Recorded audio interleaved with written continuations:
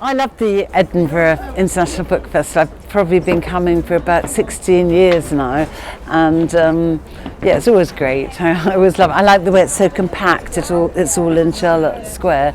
I haven't been so involved this year because I've been doing a show at the Fringe called Gruffalo's Ladybirds and Other Beasts. But it's been great actually because I've just done an event as part of the adult programme. Normally I'm only in the children's programme, and it's interesting doing something with someone. In this case it was Peter May, who writes crime novels, and we were talking about translation, so that was something a bit different for me. I was quite pleased because the person chairing the event, Lucinda Byatt, speaks really good Italian, so we roped her in to be an Italian snake. We did a version of the Gruffalo in 5 different languages with a French fox, a German owl and an Italian snake played by Lucinda, and a Scots Gruffalo, and I had to be the English but polyglot mouse. But anyway, Lucinda was brilliant as the Italian snake.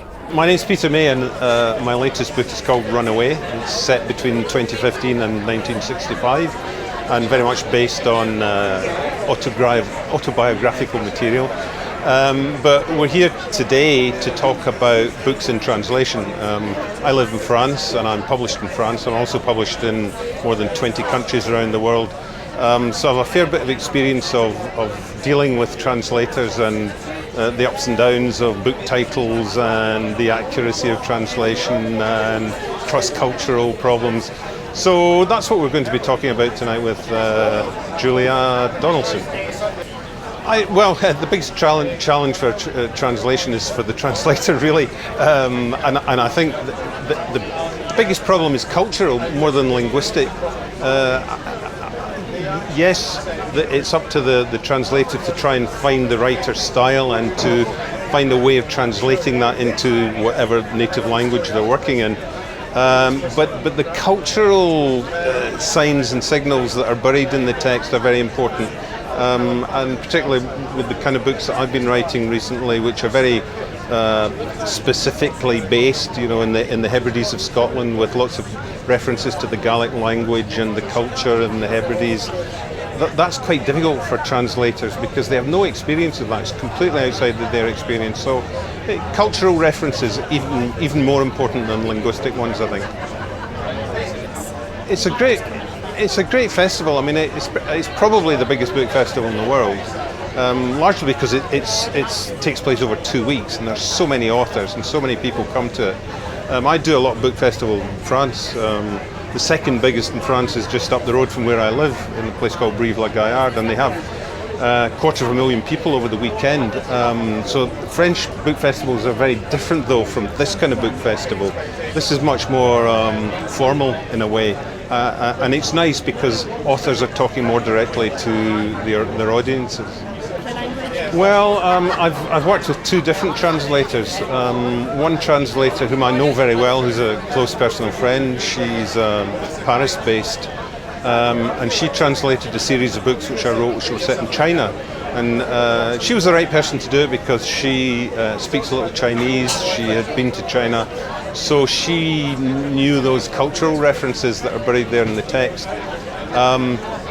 But I would say that when I look at her translations, when I read them, I'd say she doesn't really translate in my style of writing. She translates in a very French style of writing. The other translator I work with, who's been doing my Hebridean books, he most definitely tries to copy my style of writing in the French. And my style of writing is not at all French. French are very wordy and they have long rambling sentences, and I tend to write in short sharp sentences, which is quite alien to them, but he's done it really well, and actually the French really like that style.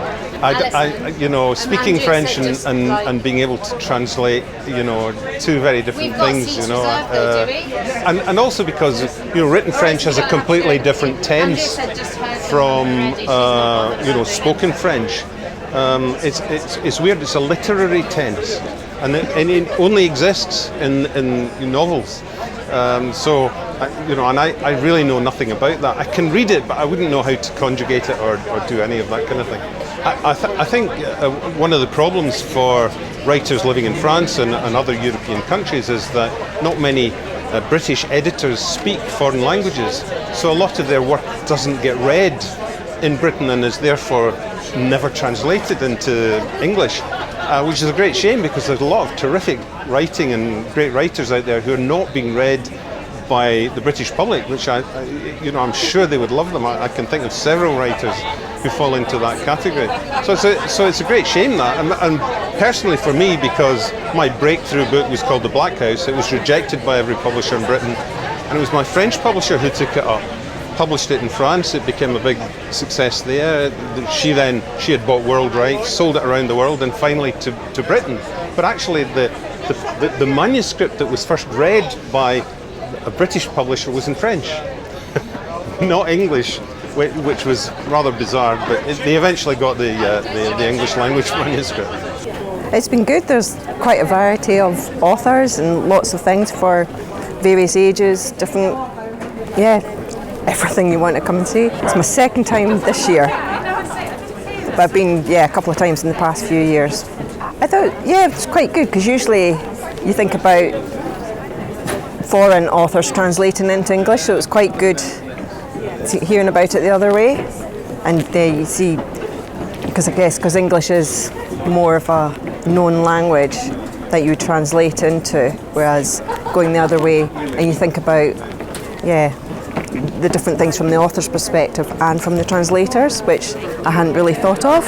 You also didn't appreciate the art of translating as an art, as the author's artist, And I think the fact that the authors support the translators having their names on the books, which is quite interesting, because I think I kind of thought they might not have supported it as much.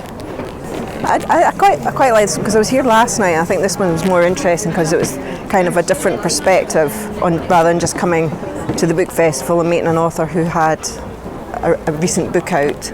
It was a bit more behind it, a bit more interesting.